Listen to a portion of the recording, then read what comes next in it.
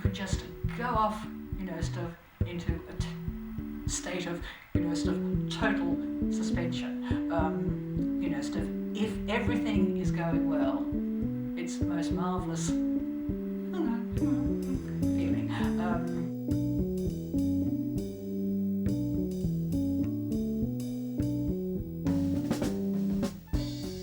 We have good morning. Morning, Dan. I didn't want to start. Oh, it's cold.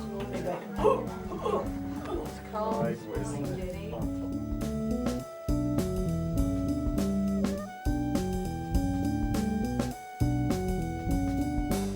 I've been fascinated by the idea of bell ringing ever since the Queen's coronation in 1953, and I had an illustrated London News which had an article on, so the bell ringers of Westminster Abbey, and I thought, oh, that looks good. And I just happened to be going past St Paul's one Wednesday evening and heard the bells ringing. I thought, bells. So I looked around and found the belfry door and went up and said, wow, can I learn to ring? And they said, yes, go and sit over there and wait. So 3 months later, I was actually taught to ring.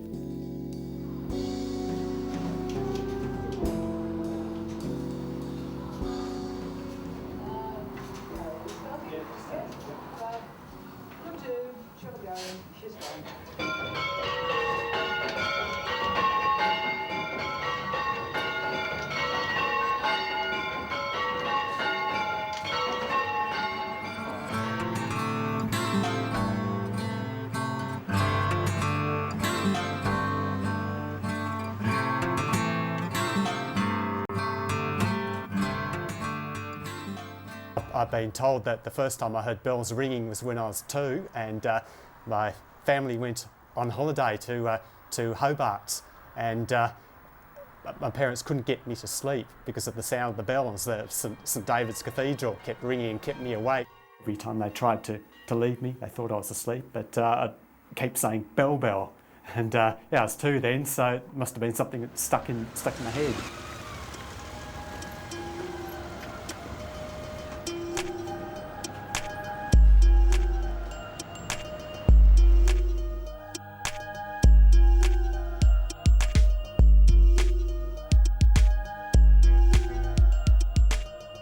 My first experience of ringing was pretty hairy.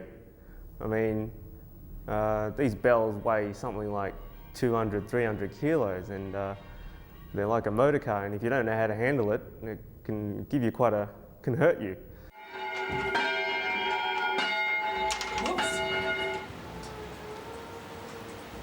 I used to go in with Rosie to St Paul's, you're very and you know kind. how they say if you can't beat them, you join them. I ended up joining. I thought, I'm sitting here watching them, and it looks good. I liked it. It looked terrific. It's a beautiful movement, and I thought, oh, that beautiful fluid action, and and I thought, I think I'll have a go at it. Not knowing the pain. Not knowing the agony of it. Last week was the 2 was leading hand and back, and then the treble was following hand and back. So we can do that. Okay. So yeah, treble leads hand and back. The 2 Treble does hand and back, yeah. treble does hand and back. The 2 does following the treble. Then the 2 does hand and back. The treble does hand and back. The 2 does hand and back. My first experience of ringing, it was very difficult. It's not something you can just pull a bell rope and expect to ring perfectly. It takes a long time to learn to ring a bell properly, and first experience, it's not good. It's hard. You'll be ringing at the same pace, but the bells you'll be ringing will change. Oh, I get it. You're So following I'm me, swapping and with following. you two are swapping. All right.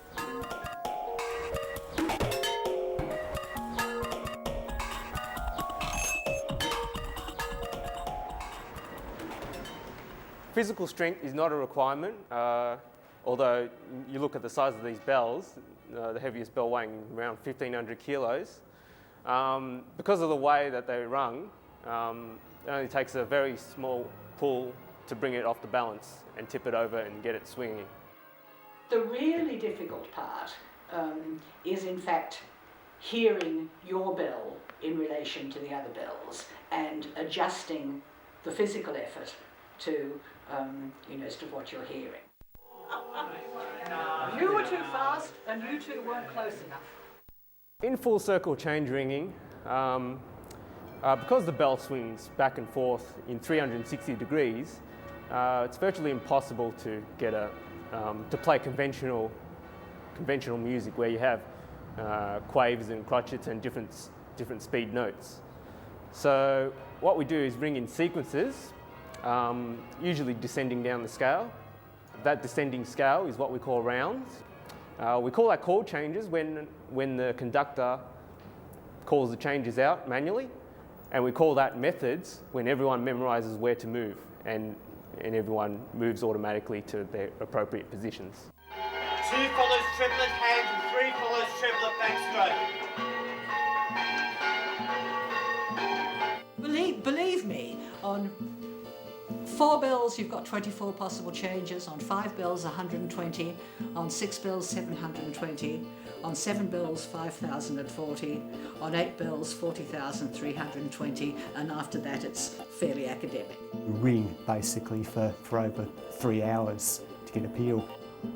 During the peal, you're probably intense and concentrated and worried about whether you're going to stuff it up or something. But at the end of it, if you succeed, it's an overwhelming sense of achievement. From my perspective, the whole idea of a peal, 3 hours, is an excruciatingly boring experience. But then I put it down to the fact that it's English, right? And the English invented Test cricket. So Test cricket and ringing peals seem to go together to me, just doing nothing, getting nowhere, but saying in the end, we've finished, we've done it, I think. You better watch what you say. I'm guilty of heresy all the time, I love it. Well, it's a strange language which we use, which we seem to understand, others don't.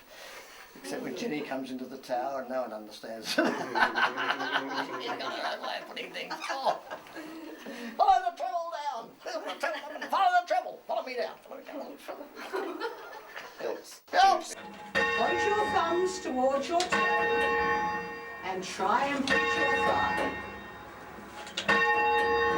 So it's like learning to ride a bicycle. It's very difficult to teach a 60-year-old to ride a bicycle for the first time.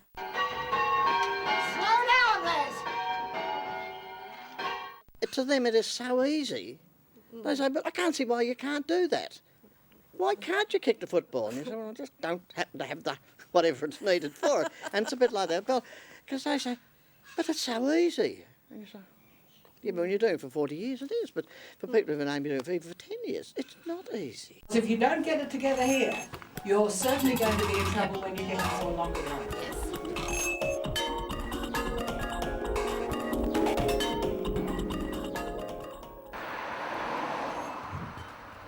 We had someone who complained about the sound of the bells and said, why don't you come up and look? And they didn't realise that there were ringers up here pulling the ropes. They thought it was just a button that was pushed, and that's what happened. I think when they came up, their attitude was quite different. They appreciated what we were doing.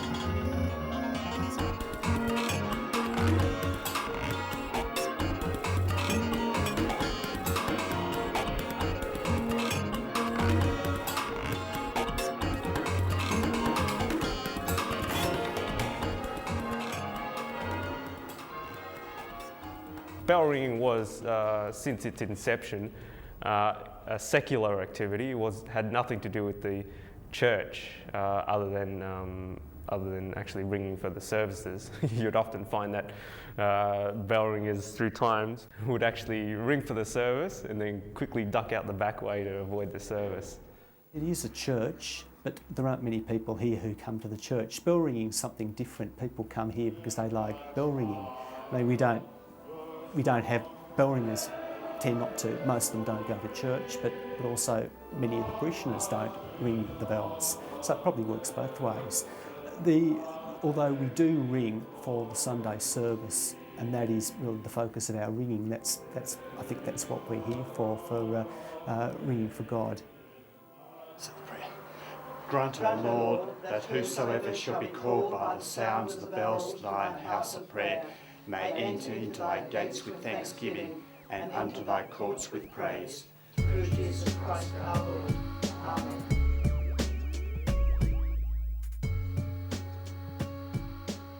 I've got to admit that one of my favourite sayings is, I don't know whether people take up bell ringing because they're bloody minded in the first place, or whether bell ringing turns them that way. If I manage to flick my rope and catch your camera and smash it up against the ceiling, you're not going to be terribly thrilled, are you? Well, different people have different ideas about what should be rung, what amount of time should be devoted to learners, what standard is acceptable, what's not acceptable, and sometimes, particularly newer ringers don't necessarily realise that it is not possible in the heat of ringing to be extraordinarily sweet and polite when you want something to be done. And some people say, "You shouted at me." Well, sorry, but it was necessary, A, to be heard, and B, to say something sharp. Towers do develop conflicts, and we've seen quite a bit of that, yeah. You've got some of those ringers who think they're perfect, and then look to a learner and say, you're not ringing correctly, you should do this, you should do that. Don't do what that other person's telling you, because you'll never learn like that. And the worst of it is that they get fed up and they actually don't come to the tower anymore.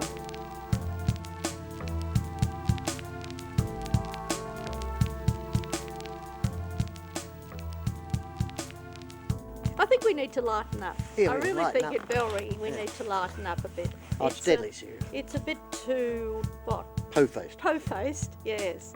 And it needs a bit of lightening up, a bit of change, so that we're not taking it too seriously. Yeah. Well, I'd be happy if that was the case, Yeah. I think. I think we've got to encourage people to ring, and I think we could be selling bell ringing more. Anyone off the street is potentially a bell ringer. So it's just a case of learning to ring, and I think a lot of people don't know what's involved, wouldn't know how to ring. It gives you a sense of perfection when you have all the even bells striking. And I guess most people strive for perfection in one way or another, and I guess bell ringing is one way, easy way to achieve perfection. I've been a ringer for, 43 years, and I still find it immensely satisfying. Yes. It's the combination of the physical and the mental, the concentration that's required, and the enormous satisfaction that you get when the thing's been well done. Mechanised bells and computerised bells aren't the same as having ringers who are pulling ropes and making the sound themselves. It's not just pushing a button, but we're a group of people and we've got a special relationship. We've got bell ringing that we have in common, and you'd never get that with mechanised bells.